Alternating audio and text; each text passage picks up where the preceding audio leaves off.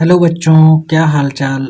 I hope आप लोग बढ़िया होंगे और अपने बोर्ड एग्जाम की तैयारी बढ़िया से कर रहे होंगे। आज के इस वीडियो में हम लोग देखने वाले हैं गास के नियम की उत्पत्ति, यानी कि गास का जो नियम था फाई ई बराबर क्यू बटा एप्सिलॉन नॉट, उसकी उत्पत्ति कैसे होती है। ये बोर्ड एग्जाम की दृष्टि से बहुत ही महत्वपूर्ण है, तो इस वीडियो को आप ध्यान से देखिए और पूरी तरह से इसको समझिए, क्योंकि हर बार ज़्यादातर आप मतलब पूछा ही जाता है, और जब भी पूछा जाता है तो बड़े क्वेश्चन में पूछा जाता है। तो इस वीडियो को बिल्कुल भी आप इग्नोर ना करें, इसको ध्यान से देखें। तो हम लोग इसमें देखते हैं सबसे पहले, माना कोई बिंदु आवेश प्लस क्यू, माना कोई बिंदु आवेश प्लस क्यू बंद पृष्ठ ए के अंदर ओ बिंदु पर स्थित है, यानी कि कोई एक बंद पृष्ठ ए है, इस पृष्ठ के अंदर ओ बिंदु पर स्थित है, तथा ओ से आर दूरी पर कोई बिंदु पी स्थित है, जहां यानी कि यहाँ ओ से आर दूरी पर, ओ से आर दूरी पर कोई बिंदु पी स्थित है, जहां पर लघु क्षेत्रफल डीए, थोड़ा सा क्षेत्रफल डीए, चाहे आप यहाँ मान लीजिए या इसको मान लीजिए, लघु क्षेत्रफल डीए, लघु क्षेत्रफल डीए है। अब हम लोगों को यहाँ पर विद्युत फ्लक्स की गणना करनी है, विद्युत फ्लक्स के बारे में बताना है। तो सबसे पहले हम लोग ये देखेंगे कि प्लस क्यू के कारण, यहाँ पर जो प्लस क्यू है इसके कारण विद्युत क्षेत्र कितना है। तो प्लस क्यू के कारण विद्युत क्षेत्र क्या होता है, ई बराबर 1/4πε0 क्यू बटा आर स्क्वायर, यानी कि इस प्लस क्यू के कारण जो विद्युत क्षेत्र होगा 1/4πε0 क्यू बटा आर स्क्वायर होगा।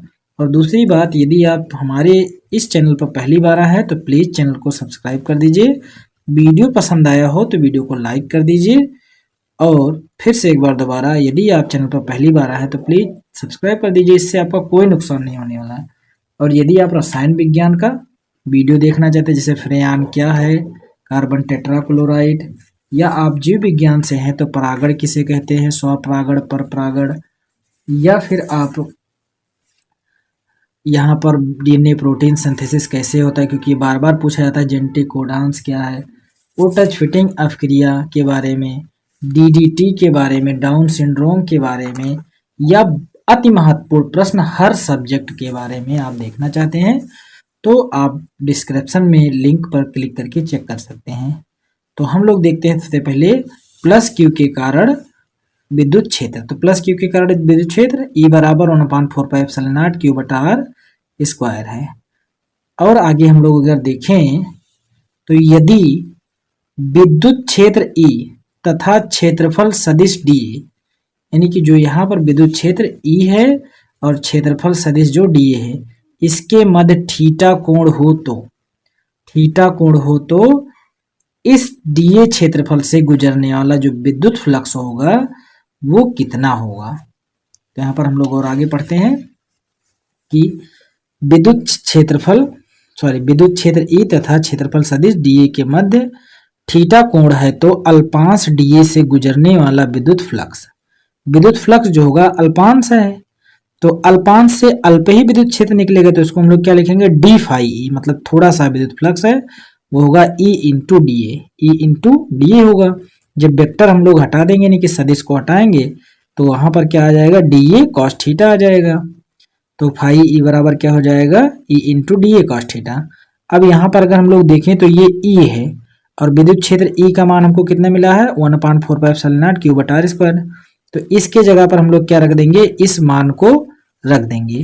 तो यहाँ पर आगे क्या हो जाएगा, समीकरण 1 से, अगर हम लोग समीकरण 1 से देखें तो समीकरण 1 में डी फाई ई बराबर 1/4πε0 क्यू बटा आर स्क्वायर, ये जो इतना है ये किसका मान है, तो ये ई का मान है, into D A cos theta हो गया है। ठीक है, अब हम लोग यहाँ पर देखें तो क्यू को यहाँ पर अगर कर दे तो हो जाएगा क्यू बटा 4πε0 हो जाएगा। देखिए नीचे लिखा है क्यू बटा 4πε0, और ये जो डी ए कॉस थीटा और आर स्क्वायर इसको अलग लिख दिए, डी ए कॉस थीटा बटे में आर स्क्वायर।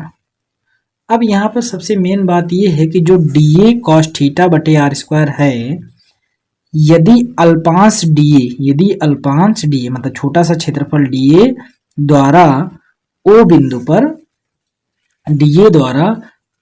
पर एक छोटा सा कोण बनाया जा रहा हो जिसका नाम डी ओमेगा हो, तो क्या होगा? यदि अल्पांश डीए द्वारा ओ पर बना कोण डी ओमेगा हो तो जो ये क्षेत्रफल है इसके द्वारा जो बनाया गया कोण है वो कितना है? डी ओमेगा है। तो जाहिर सी बात है इस क्षेत्रफल का बराबर जो होगा वो डी ओमेगा बराबर दोनों होगा। तो यहाँ पर हम लोग देखेंगे कि डी ए कॉस थीटा बटे आर स्क्वायर बराबर होता है डी ओमेगा। तो अब जो जहाँ पर डी ए कॉस थीटा बटे आर स्क्वायर है वहाँ हम लिख सकते हैं डी ओमेगा। तो यहाँ पर क्या हो जाएगा? डी फाई ई बराबर क्यू बटा 4 पाई एप्सिलॉन नॉट, और यहाँ पर क्या होना चाहिए था? डी ए कॉस थीटा बटे आर स्क्वायर। तो उसको हम लोग क्या लिख दिए? डी ओमेगा लिख दिए। क्या लिख दिए? D omega. तो हमको मिल जाएगा यहाँ पर विद्युत फ्लक्स का मान, यानी कि अल्पांश के लिए विद्युत फ्लक्स का मान।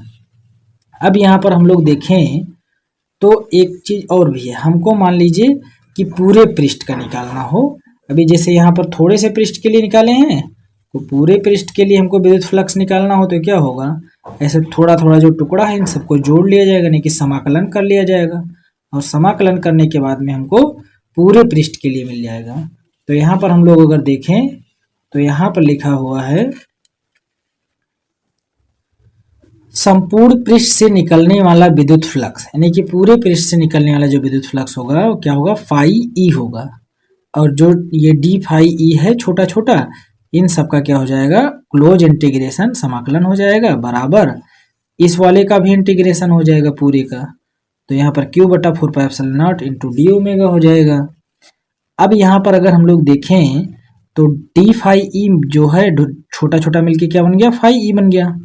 और जो Q है ये तो फिक्स होता है, ये तो बदलने वाला नहीं है, तो इसका समाकलन नहीं होगा, ये बाहर निकल जाएगा, Q हो जाएगा। 4 पाई एप्सिलॉन नॉट ये तो हर जगह पर फिक्स होता है, तो ये भी बाहर आ जाएगा। बचा क्या है? डी ओमेगा बचा, यानी कि जो अंतरित कोण है, ऊपर अंतरित कोण है, ये डी ओमेगा अब बड़ा हो जाएगा। तो डी ओमेगा कितना बड़ा हो जाएगा? अभी देखो डी ओमेगा जो था यहाँ से यहाँ तक था, अब ये डी ओमेगा पूरे में हो जाएगा। क्या हो जाएगा? पूरे में। तो पूरे के लिए क्या होता है? डी ओमेगा का मान 4 पाई होता है। तो हम लोग क्या लिखेंगे यहाँ पर कि डी ओमेगा बराबर 4 पाई, डी ओमेगा बराबर 4 पाई। तो जहां पर डी ओमेगा वहां पर क्या लिख देंगे हम लोग? 4 पाई लिख देंगे, यानी कि फाई ई बराबर Q upon 4 pi epsilon not into 4 पाई। 4 पाई से 4 पाई कैंसिल हो जाएगा, तो बचेगा क्या? फाई ई बराबर क्यू बटा एप्सिलॉन नॉट। और यही तो हमको प्रूफ करना था कि गास के नियम की उत्पत्ति कैसे हुई है। लेकिन कभी कभी जो क्वेश्चन आता है वो इस तरह से पूछ लेता है कि गास की प्रमेय क्या है।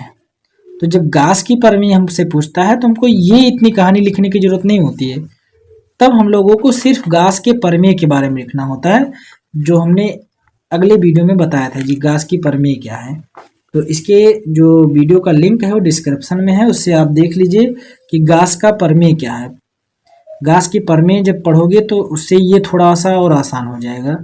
और फिर से कहना चाहता हूँ एक बार, यदि आप चैनल पर पहली बार आए हैं तो प्लीज़ सब्सक्राइब कर दीजिए। यदि वीडियो पसंद आया हो तो लाइक कर दीजिए और चैनल को सब्सक्राइब जरूर कर लीजिए।